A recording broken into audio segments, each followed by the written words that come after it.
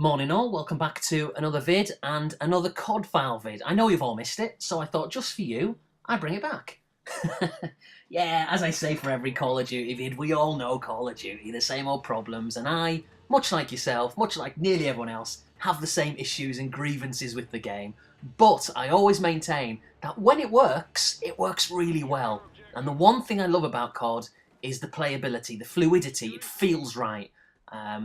I know I'm just repeating myself, I know I say it all the time, but the community, generally speaking, is what ruins the game. I know the game hasn't really evolved and all that kind of stuff, but why would they change it? It's a recipe which gets them a lot of money. Look at that sneaky bugger there.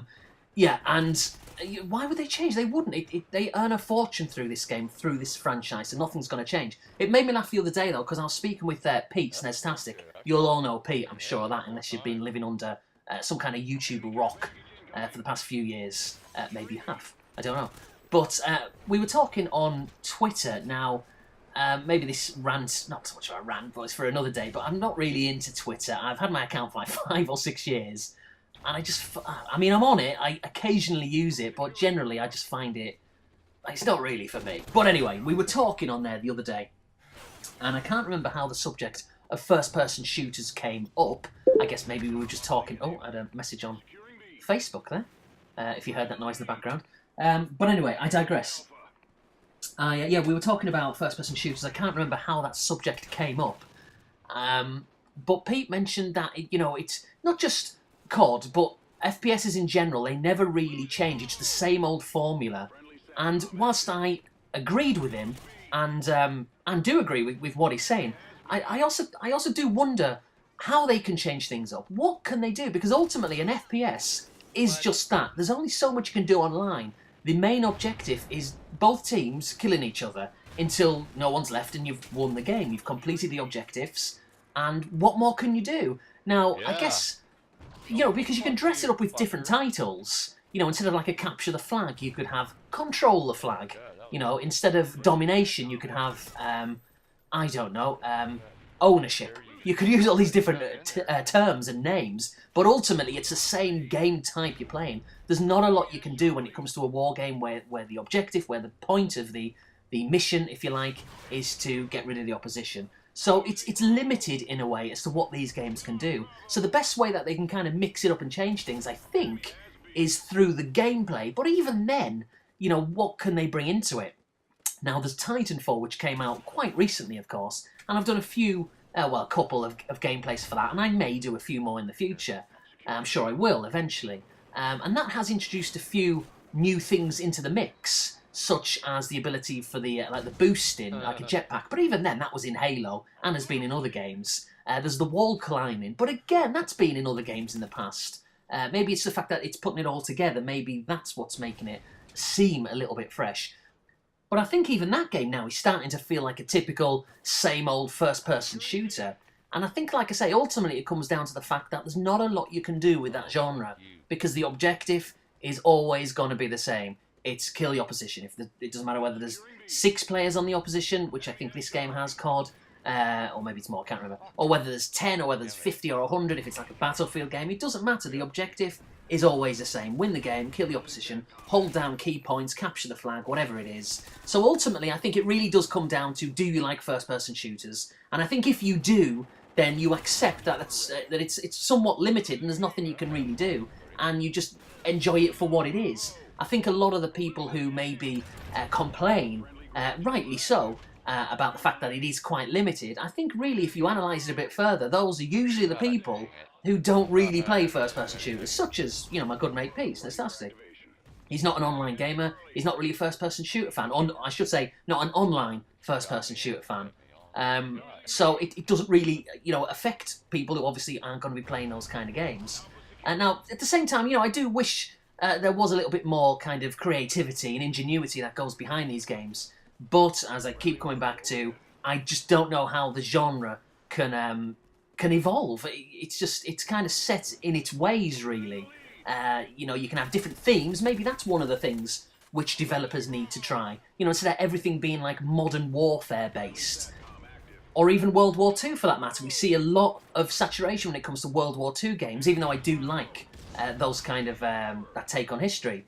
I think they do make for a good gaming experience. Yeah. But why not mix it up a bit? I mean, it might sound a little bit silly if just by me saying it, but maybe knights, medieval knights on horseback. Instead of having a tank, but maybe there's a horse there. Get on the horse, have jousting, or whatever. Maybe this is a little bit too recent. It's just the first thing that came to my head. But why not something like the Falklands? Maybe it's a bit too political. I don't know. But you could have that. Why is it always got to be like Afghanistan? Like that isn't political. And Iraq and involving Russia and all this kind of stuff. It's all been done before. Maybe we could do something on like the American Civil War, the Napoleonic Wars. There's many things. The Revolutionary War maybe in America. Or maybe the Civil War, not in America, but in England. War of the Roses and all that kind of stuff. Why has everything got to be all surrounding modern-day weapons and that aggression? Because it's a little bit boring now. I do still play the games because I do like the genre. And I think the games, like I say, more importantly, perhaps play well. They've got that fluidity, behind it. Which, to me, even games like Battlefield just don't have. Crysis, Far Cry, they all seem to be lacking something which I can't quite put my finger on. It's just the control, it just doesn't really feel right. Call of Duty, for me, nails it, but of course it has a hell of a lot of problems. The community, as we always say, being the main one. And I never talk on the headset, so it doesn't really bother me as such. But occasionally, you do, inadvertently, I guess, hear people who are just foul-mouthed and just aggressive, and it's just completely unnecessary. So yeah, I think maybe that's what needs to be done for first-person shooters, as far as I'm concerned. I want to see a change in the the eras, I guess, that they use. Let's do something old-fashioned. Let's try the Knights, or the Revolution, the British Civil War, whatever it may be. Let's do all that. Let's mix it up a bit, and it'll freshen the whole genre up. And I think people will stop being so bored with it. Because all we're seeing is the same old thing with the same old maps, the same old guns. That's another thing I've noticed. All these modern first-person shooter games, because they're based on reality, they've all got the same weapons. It is a little bit boring. But anyway, I don't know what you think of that or what, but it's worth it's worth mentioning, I feel. So anyway, this game, for anyone who cares, is a game of domination, or I guess let's call it something else, a game of possession. Again, to try and be different. And you've got to obviously hold down flags A, B, and C. The longer you've got the flags, or one of them, two of them, three of them, however many you have, the more points you get, and you can see that in the bottom left-hand corner. So we're currently losing. We've got 104 as it is now. Opposition have got 122. Now, spoiler alert, we end up winning this game, but about 2 minutes from the end of it, or just under, around about this time, we were well behind. In fact, it'll get to a point, I think, where they're on around about 180-something, and we're on like 150, give or take.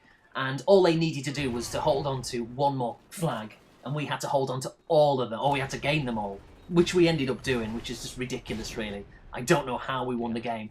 And speaking of headsets, as I did a second ago, even though I don't use one, unless I'm playing with friends, I could hear the people through the TV kind of talking. They were so none of them were swearing, to be fair. It was a pretty decent lobby.